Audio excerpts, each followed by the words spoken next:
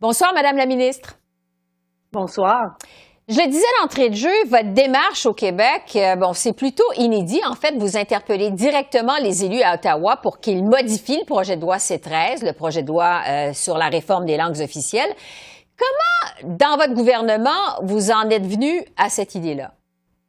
Bien, depuis le début de l'annonce par le gouvernement fédéral de sa décision de vouloir s'attaquer et réformer la loi sur les langues officielles, et ça prédate le projet de loi, naturellement, qui vient d'être déposé par Mme Petitpas-Taylor. Depuis le début, à tous les forums, de toutes les façons possibles, le Québec dit qu'il veut être impliqué de façon officielle dans la démarche de consultation et d'élaboration des mesures. Donc, pour nous, ça s'inscrit dans la même foulée que ce qu'on a fait quand on est intervenu au niveau du livre blanc de Mme Mélanie Joly, quand on est intervenu par lettre, que ce soit ou dans le débat public. Donc, c'est en pleine cohérence avec les interventions du Québec.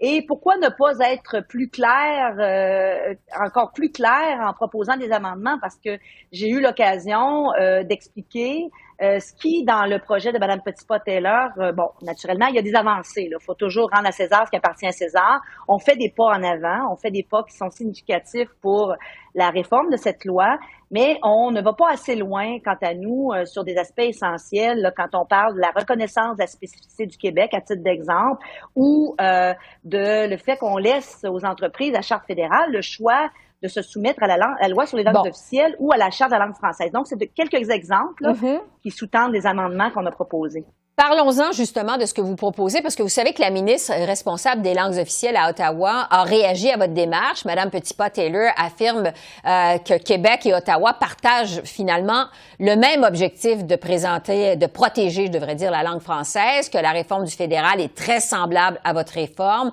à vous au Québec. Réforme, je la rappelle, que vous avez adoptée au mois de mai dernier. Elle dit même, Madame Petitpas-Taylor, que c'est quasiment une copie carbone, et notamment pour les entreprises de compétences fédérales. Alors, qu'est-ce que vous reprochez au projet de loi du gouvernement Trudeau de ce côté-là?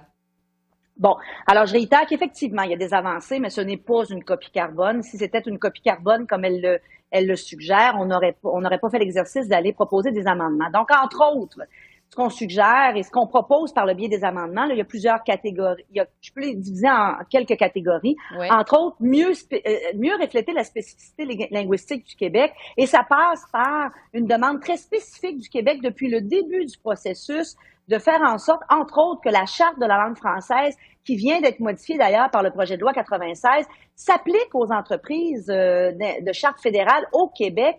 Et c'est pas les mêmes exigences, là. Et présentement, ce que le projet de loi de Mme Petitpas-Taylor propose, c'est de donner le choix aux entreprises sur le territoire du Québec de s'assujettir à la loi sur les langues officielles ou à la Charte française. Et la Charte française va beaucoup plus loin dans la protection du français. Alors pour nous, si elle est d'accord avec nous, alors qu'on accepte l'amendement, c'est une simple demande. Oui, ça c'est l'amendement, juste pour être clair, ça c'est l'amendement Air Canada là, que vous appelez Air Canada, c'est ça? Non, c'est deux choses différentes. Non, l'amendement Air Canada, c'est celui qui propose que pour les hauts dirigeants des institutions ou des sociétés qui sont assujettis à la loi sur les langues officielles, il soit obligatoire de parler un français, je dirais, passable, un français qui permet d'avoir des communications, des échanges qui sont compréhensibles et cohérents. Oui, ça, parler et comprendre clairement le français, c'est ce que vous dites. Absolument. Pour les hauts dirigeants, donc partout au Canada, qui sont assujettis à la loi sur les langues officielles. Mais on y va encore plus spécifiquement dans un autre amendement pour les entreprises qui œuvrent sur le territoire du Québec. Sur le territoire du Québec, ce qu'on demande, c'est quand pour leur siège social ou leurs locaux, les entreprises qui ont pied à terre au Québec, on va un pas plus loin et on demande que la Charte de la langue française du Québec, qui vient encore loi 101, projet de loi 96 qui vient d'être adopté, soit appliquée. Présentement, ce que le projet de loi de Mme Petitpas-Taylor suggère, c'est que ces entreprises-là aient le choix de s'assujettir à la loi sur la langue française, sur les langues officielles, ou à la Charte. Oui. Alors pour nous, ça va pas assez loin quant à notre spécificité et à notre devoir et responsabilité de protéger notre langue sur notre territoire.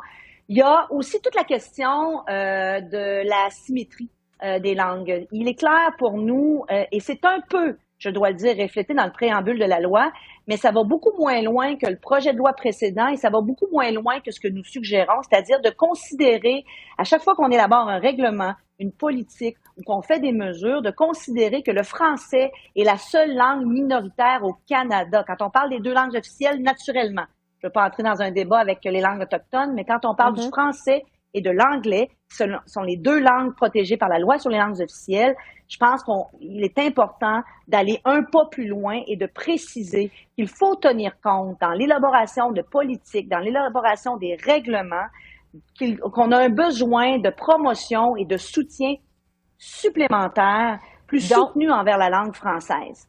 Et ça, on demande encore par le biais d'amendements d'aller plus loin que la mention au passage qui en est fait dans le préambule de la loi. Là. Ce sont donc 16 propositions d'amendements que vous demandez au projet de loi fédéral sur les langues officielles. Vous déposez ça tout juste avant les élections au Québec. Quelles sont vos attentes par rapport à ça?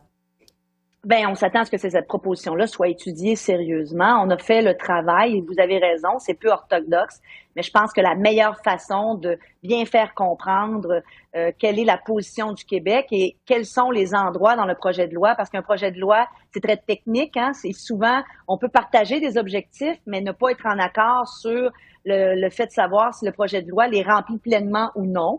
Alors, pour nous, la meilleure façon de le faire valoir, c'était en proposant des amendements concrets. Donc, on s'attend à ce qu'ils soient étudiés de façon sérieuse par les parlementaires. Certains disent que c'est purement électoraliste de la part de votre gouvernement. Qu'est-ce que vous répondez à ça?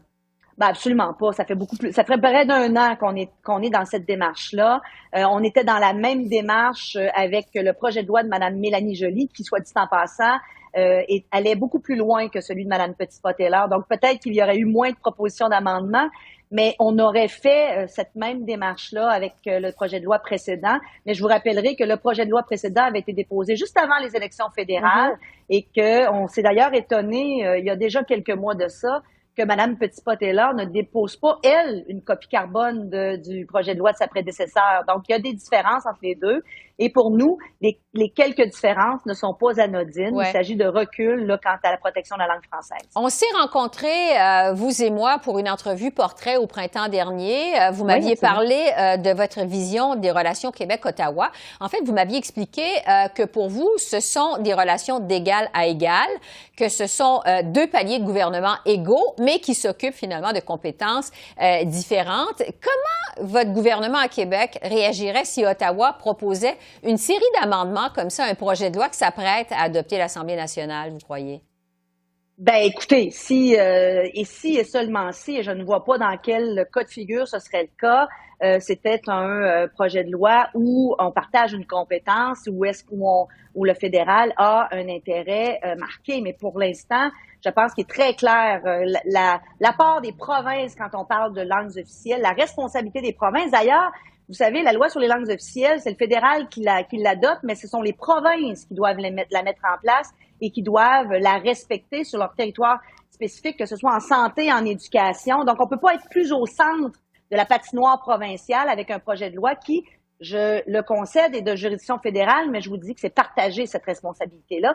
Et il n'y a pas juste le Québec qui le dit. À la table, d'ailleurs, de la conférence ministérielle en francophonie canadienne, il y a des résolutions qui ont été adoptées à l'époque où c'était Mme Joly qui occupait ce poste au fédéral, pour faire comprendre au fédéral que les provinces veulent être consultées de façon formelle dans ce processus-là. C'est d'ailleurs l'objet d'un des amendements. Donc, je pense qu'on est dans un dossier qui est particulier, qui demandait une démarche particulière. Et moi, je vous dis, de quelle façon peut-on mieux se faire comprendre qu'en indiquant de façon claire quels sont les endroits où on voudrait avoir des modifications. Alors, maintenant, on va continuer. Oui. C'est au fédéral des étudier de prendre sa décision. Bien, justement, on va continuer à suivre les effets de votre démarche, si réponse il y a de la part du gouvernement fédéral. Sonia Lebel, je rappelle que vous êtes ministre des Relations canadiennes et de la francophonie au Québec. Je vous remercie beaucoup. Merci de votre temps. Toujours un plaisir. Merci. Merci. Au revoir.